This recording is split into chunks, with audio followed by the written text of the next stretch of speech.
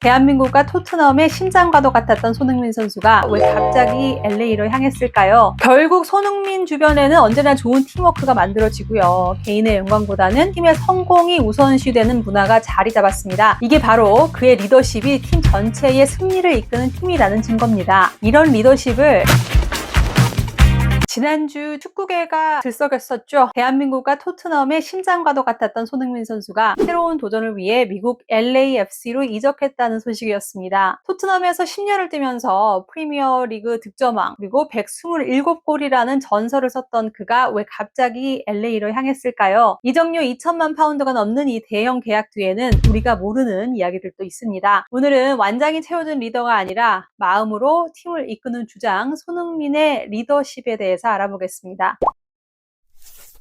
손흥민 선수의 리더십을 가장 잘 보여주는 몇 가지 이야기부터 시작을 할게요. 첫 번째, 2023년이었습니다. 토트넘 주장이 된 직후에 당시 부진에 빠져있던 히샬리송에게 페널티킥을 양보하면서 자신감을 찾아준 적이 있죠. 골이 터지자마자 히샬리송을 팬들 앞에 세우면서 함께 기뻐했습니다. 두 번째, 손흥민 선수가 자신이 경기에 뛰지 않을 때조차 경기가 끝나면 골을 넣은 후배들에게 가장 먼저 달려가서 안아주고 격려했습니다. 마이키 무어나 아자이 같은 어린 유스 선수들에게 진심으로 축하해주는 모습은 많이들 보셨을 겁니다. 2022년 카타르 월드컵을 빼놓을 수가 없죠. 안와 골절 부상으로 고통스러웠을 텐데도 마스크를 쓰고 모든 경기에 출전해서 팀을 16강으로 이끌었습니다. 동료들 앞에서는 단 한 번도 힘든 내색을 하지 않았고요. 해리 케인이 떠난 뒤에 모두가 토트넘의 위기를 말할 때 손흥민 선수는 묵묵히 팀을 하나로 모아서 2025년 유로파 리그 우승이라는 결과를 만들어냈습니다. 그리고 우승 후에도 다시는 최고의 주장이 아니었다면서 모든 공을 팀에게 돌렸죠. 이런 리더십을 servant leadership이라고 합니다.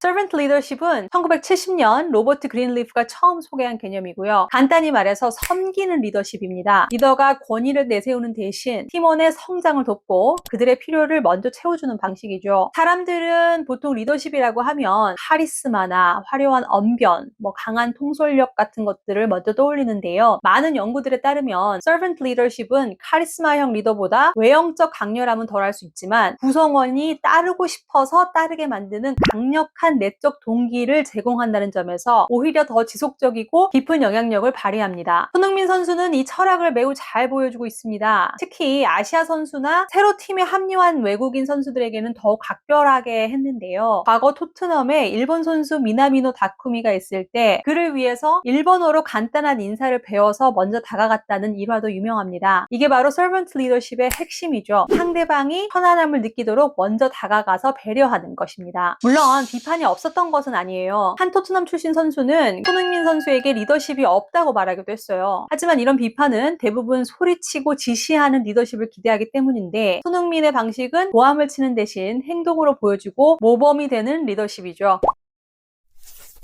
손흥민의 이런 리더십은 그래서 놀라운 결과를 보였습니다. 토트넘에서는 모두가 위기라고 말하던 시기에 팀을 리그 선두로 이끌었고요. 결국 2025년 유로파 리그 우승컵을 들어 올렸습니다. 국가대표팀에서는 그의 역할이 더욱 빛이 났는데요. 2018년부터 주장을 맡아 기성용과 이청용 세대와 이강인, 백승호 세대를 잇는 완벽한 다리 역할을 해냈습니다. 젊은 선수들에게는 아낌없이 기회를 주고 실수를 해도 괜찮다면서 격려하는 모습을 많이 보여왔었죠. 아시안컵에서 패배했을 때는 모든 비난을 자신에게 돌리면서 어린 선수들을 보호하기도 했습니다. 결국 손흥민 주변에는 언제나 좋은 팀워크가 만들어지고요. 개인의 영광보다는 팀의 성공이 우선시되는 문화가 자리 잡았습니다. 이게 바로 그의 리더십이 팀 전체의 승리를 이끄는 힘이라는 증거입니다.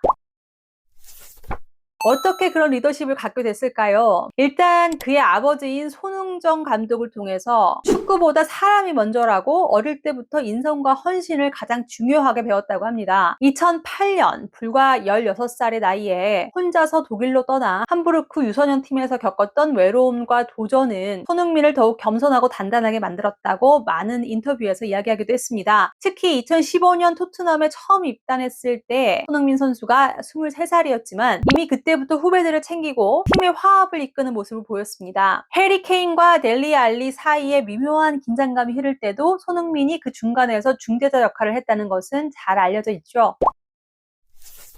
이제 손흥민 선수의 리더십은 LAFC에서 또 다른 기적을 준비하고 있습니다. 33살의 손흥민에게 구단이 기대하는 것은 단순히 골을 넣는 능력은 아닐 겁니다. 아마 그는 가장 먼저 훈련장에 나와서 헌신하고 젊은 선수들을 격려하면서 팀을 이끌 것 같습니다. 유럽에서의 지난 10년 경험을 바탕으로 MLS컵 우승이라는 기적을 만들어낼 가능성은 충분합니다. 이미 이적 소식만으로도 팬들의 반응은 폭발적이고요. 손흥민의 서번트 리더십이 LAFC를 단순한 강팀이 아닌 우승을 차지하는 팀으로 바꿀 기적의 열쇠가 될 수 있기를 기대해 봅니다. 그의 새로운 도전이 우리에게는 섬김이라는 단어의 가치를 다시 한번 생각하게 하는데요. 손흥민 선수가 LAFC에서도 지금과 같은 멋진 리더십을 계속 보여주기를 응원하겠습니다.